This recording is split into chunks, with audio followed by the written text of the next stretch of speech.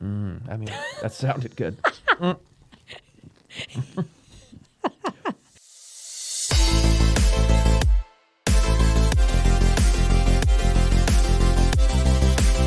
Welcome to What's on the Table this weekend. This is a new bonus episode brought to you by Henry Street Taproom, and joining us today is the one and only Ryan McFadden. How's it going out there, folks? Happy to be here. Thank you for having me, Catherine, on the show. I appreciate it. I'm excited for this bonus episode. Bonus. All right. Everyone loves a bonus. Right? It's free. It's extra. You know, what's not to like? in New Orleans, we call that lagniappe. Lagniappe? Yeah, so it's a French word that means like extra, like an unexpected extra. Is it sort of like using like a derogatory, like, oh, that person's lagniappe? No. That? Lagniappe is good. So like in your world, it might be like, hey, you bought a beer and here's an extra, Like a shot of Fernet or something as a lagniappe? Yeah. All right. So you might say like, oh, here's a little lagniappe for you. A little lagniappe. Why, thank you. I needed an extra dollop on my ice cream or whatever it is. And people use that a lot, lagniappe. Yeah, so... It sounds made up, I'm going to be honest. It does not sound like a real word in any language. You can look it up. It's legit. Okay. I wouldn't lie to you. All right, I'll use lagniappe if I can. Yeah, I'll or work like that a lot of times it's like in a restaurant. It's like, can I get an extra whatever? And then they just bring it out to you and you're like, oh, what'll it cost you? And the server might be like, oh, it's lagniappe. The server will say that. It's lagniappe. Yes. It's lagniappe. Yeah, I think it's cultural, but like you can't expect it. Okay. You just can't expect for people to just give you extra stuff all Well, then the it's time. not bonus either. Then it's expected. No, it's not lagniappe. Exactly. All right. Okay. Okay.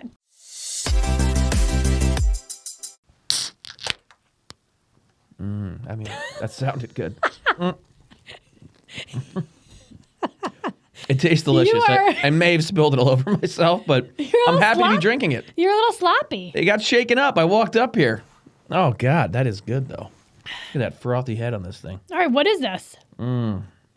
This is a Czech-style lager from OEC Brewing. They're out of Connecticut, so it's a nice, refreshing, crisp lager. This is something that people have gotten away from in recent years, but are now coming back to. Easy drinking beer. People are taking it easy a little bit. Maybe you're coming off the ski slopes. You're cooling off after a long day. This beer is crisp, refreshing, and it's going to make you happy every time. Oh, it's good. Yeah, well, I mean, that's the goal. Czech-style lagers are a thing, so they're trying to... It has like a European-looking flair to the can, too, which is obviously intentional. But it's made here in the US of A, baby. Cool. We make good beer here in America. I like it. Connecticut, the nutmeg state. Cool-shipped and open fermented. Yeah, cool-shipped. That means, I don't want to bore you with brewing details, but it's sort of left open to pick up some yeast from the air, which helps in the fermentation process. Gives a little character. I like the light. Little lighter beer? I thought you might. I thought you might like it. I didn't want to bring like a big heavy IPA. I'm like, I don't think Katie's going to drink that. So I thought this was good. Anyway, we're talking about what's going on this weekend in Let's have a look. The little town that we call home, Saratoga Springs. What a place. All right, first up in February is the Saratoga Clay Arts Center's Chili Bowl fundraiser, which is super family friendly. So in college, we had a chili bowl, and it was not family friendly. It was a college fraternity. It doesn't sound party, family friendly. But what's really cool about this event is that they actually make all the bowls at the Clay Arts Center. And so you leave with a bowl. Functional and beautiful. Bowl. No, they're nice. So the first year that we had Taproom open, we actually we were participants in it, and I got a little bowl because you get one. It's next to my bed. It has a bunch of crap in it. Yeah, we still have it. We use it too as like a dish for change. Okay, so you guys are not in this year. No, we are. Kindred's in it. Ryan, who's in this year's cook-off? This year's cook-off is Kindred, a new wine bar in Henry Street that's definitely worth checking out. Who's the chef? Because it's about that, right? Like the chef that's coming up with the recipe. Yep. So it's Andy Palmisano, who was our chef at Taproom for the last few years. He moved over to Kindred. I know Andy. Yeah, you know Andy. He's got the great mustache. Yeah. See him back there firing things out of the oven. Yeah. He's going to be making the chili, so he's going to be up there. I believe Pete Hom from Rhea is going to be there. Cardona's is going to be there because they won last year, formerly known as Roma's to the uninformed. I think Fat Paulie's is going, which makes a great chicken parm sandwich, by the way. Going to be Walton Whitman, brewery right around the corner. Ooh. But I think it's 5. Cool. Yeah. And did you win that last year? Have you? This is your first time? This first time we've done it. Taproom did it 11 years ago. Sadly, we did not win that time, but this is the first time since then. So okay, and so they used to have it at the Clay Arts Center, but they've grown out of the venue, and they're having it at the City Center this year. Yeah, because they wanted to get more people inside, weather dependent. So that Clay Arts Center doesn't fit too many people inside, and the City Center is much more conducive. Yeah, so. I kind of like chili more than chowder. I think most people do. I mean, how many times a year do you have chowder versus chili? It's probably considerably. There's more chili in my life than chowder. I can tell you that. Yeah, more chili. So do you foresee the Chili Bowl being like a citywide event? You know, they're expecting a lot of people. I think because it's inside, it's downtown now. They're definitely going to get more people, and also it's February. There's nothing else to do. Yeah. So I do think they're going to get a lot of people. I don't see it turning into Chowder Fest because you can't do two of those things back to back. It's too much. It's too much on the restaurants, to be honest with you, for that many people. Yeah. So I don't see that. But if they keep it at the City Center, I think the way that they're going to do it now, I think is great. I mean, the only chili story I have doesn't have anything to do with Saratoga. It was Sigma Phi Epsilon's chili cook-off at my college, and it was the first time I actually met Mark's parents.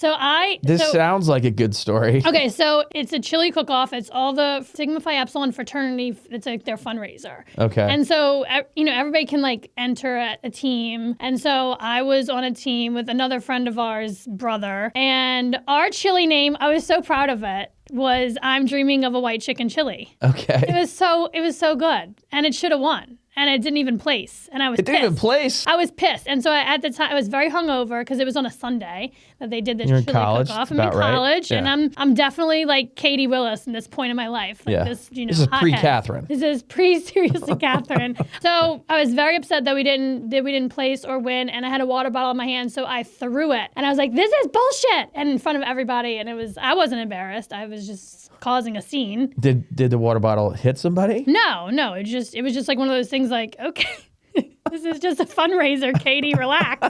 Were Mark's parents appalled at your behavior or what? I don't know what they thought. I think after that experience, Miss Mickey did tell Mark that I was a wild card. Well, I think that's accurate. Yeah, that's the only chili story that I have. I don't have any chili stories. I wish I did. Okay. Well, not enough chili in my life, turns out. Well, I mean, I think most people's chili stories having to do with like the chili tearing up their stomach. Yeah. Well, and also there are people that are very into, like I have friends that are like, oh, well, my chili's the best. Like, is it? I'm like, it all kind of tastes similar to me, but people that are into chili are very into it. So I think you have to like be making chili routinely to like have like a lot of experience with chili. There you have it. There you have it. There you have it, folks. We don't know shit about chili. Okay, some other events coming up at Universal Preservation Hall on February 3rd. Beautiful venue. It's the same day as the Chili Bowl. Okay, so if you're not into chili, you could, or go get some chili and then go to the Universal Preservation Hall from 7:30 to 10:30 for Uptown, a celebration of Motown and soul. That sounds fun. So if Taylor Swift is not playing on Spotify, iTunes, it's either Motown or like New Orleans rap. So you either go Taylor like Swift, Motown, or New Orleans rap, which I think is probably bad Southern rap. Am I right about bad that? Southern. Okay. No, I wouldn't say like, I would be like badass Southern rap. Yeah. Okay. All right. So that's a pretty eclectic 3 to go to. And what makes you think that Southern rap is bad?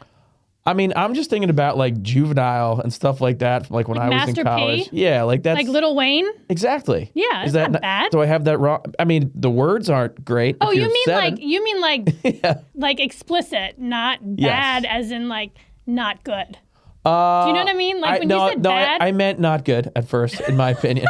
But I also think that it's bad. I don't like that style of rap, but whatever. You like more alternative Dave. No, I don't even consider you a Dave Matthews person, but you're more like Hall & Oates, like alternative, like. Well, that's not alternative, like, but what is it then? I think you're thinking of somebody else. I have an eclectic taste in music. Also, I just don't like Southern rap. Okay, well there you have it. What do you got? Oh, here's another music thing. The same day. Okay, what do we got? Cliffside Push, a Phish experience. Ooh. At Putnam Place. That will be packed. This town loves Phish. What is up with that?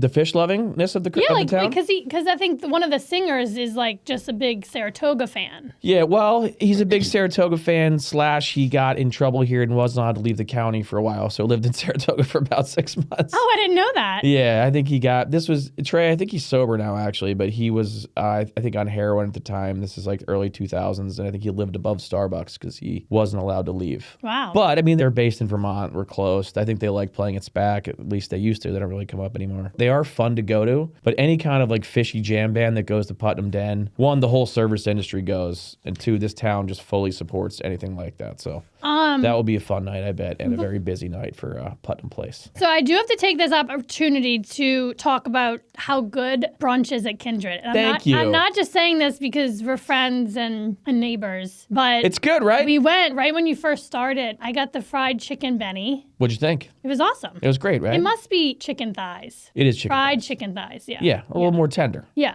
Nobody wants So good. fried chicken breast. All right. This is a very important event that I think we both have history in. Yep. I avoid it like the plague as a business owner, to be quite frank. But you have to play ball. It's the Saratoga Springs Chowder Fest. The Chowder Fest, okay. Yeah, it's what I describe as the best and worst day of the year. It's kind of a goddamn nightmare, to be honest with you. Yeah. We have to make so much chowder and so much soup, and we have a tap room. We have a very small kitchen. It's a lot of work on our staff, and then the day comes, and it's like preparing for war. It's like that movie 300. You're like, all right, there's only 15 of us, and there's 5,000 of them at least, but like we're ready for it. And everyone kind of like buckles up. You take a shot of Fernet, open the doors at 11 o'clock, and the floodgates just open, and it's absolute madness. First of all, the first year we thought we would attempt to do it, we had like a vendor set up shop in front of Paint and Sip because Paint and Sip we just don't have the capacity whatsoever to like cook anything. And then after that, I was like, never again. I'm closing my doors and I will support my neighbors. And one year where I volunteered as tribute to help you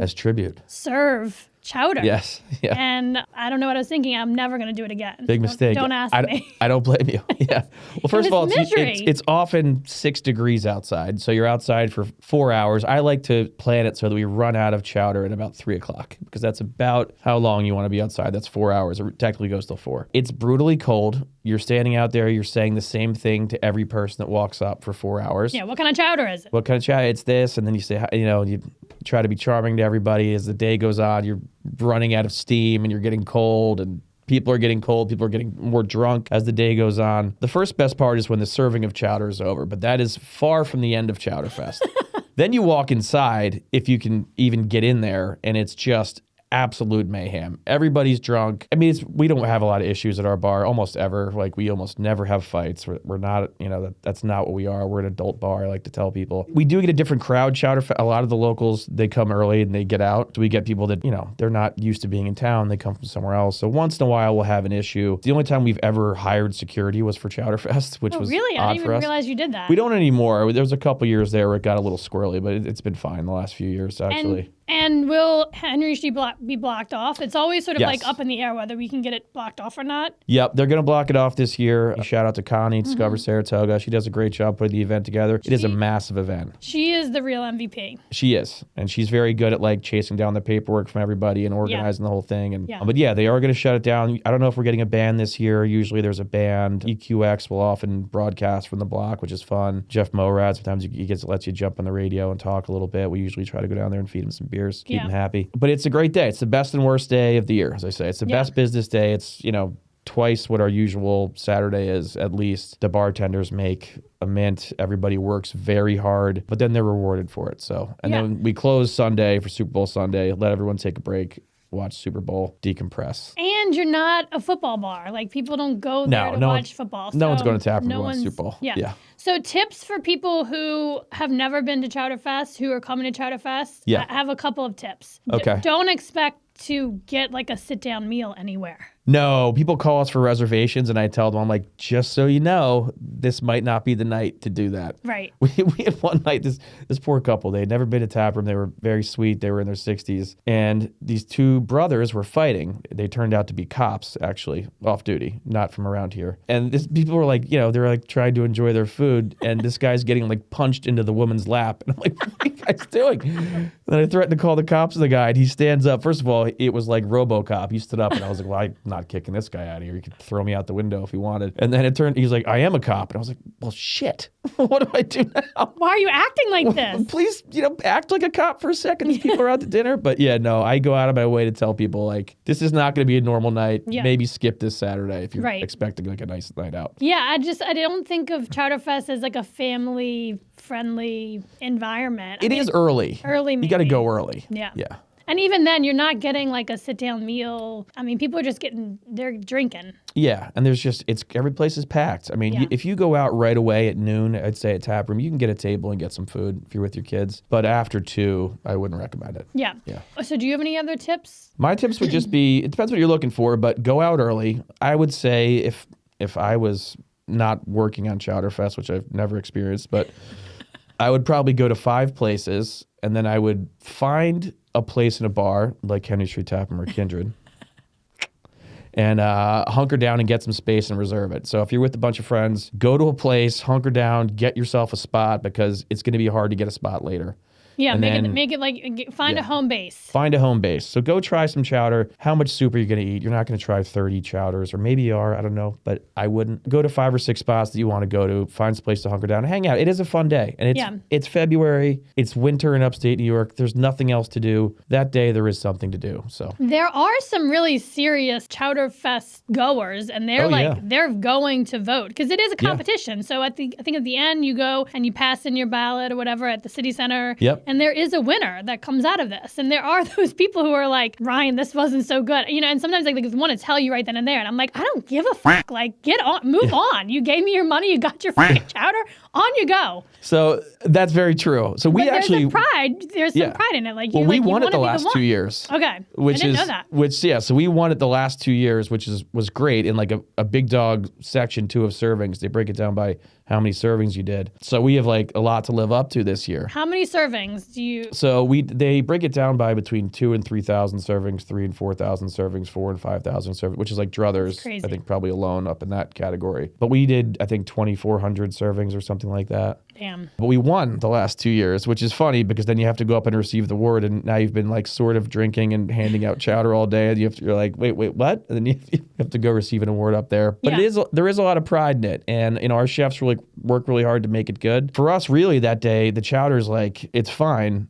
I just want people inside hanging out. Drinking beer. Yes, exactly. Drinking some of this. Will this be available there? Most likely. We rotate constantly, but we'll have something just like this if it's not this. OEC Brewing, Coolship Lager, Czech Pilsner.